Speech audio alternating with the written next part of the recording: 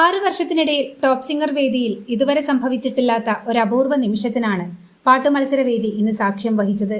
99% minimum ഗ്യാരണ്ടിയുള്ള ഗായകൻ എന്ന വിശേഷണവും മത്സരാർത്ഥിയായ കുട്ടിപ്പാട്ട് ഗായകൻ സ്വന്തമാക്കുന്നുണ്ട്.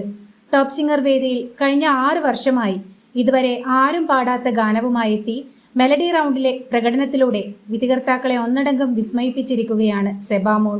ഫാദേഴ്സ് ഡേ എന്ന ചിത്രത്തിലെ MG ശ്രീകുമാർ ഈണം പകർന്ന് KS ചിത്ര ആലപിച്ച മാതൃത്വത്തിന്റെ നിറമുള്ള അമ്മ നിന്നെ താമരക്കുമ്പിളിൽ എന്ന ഹൃദയഹാരിയായ ഗാനമാണ് വേദിയെ ഒന്നടങ്കം അലിയിച്ചു കളഞ്ഞ തന്റെ മാന്ത്രിക സ്വരമാധുരിയിൽ സെബാമോൾ ആലപിച്ചത്.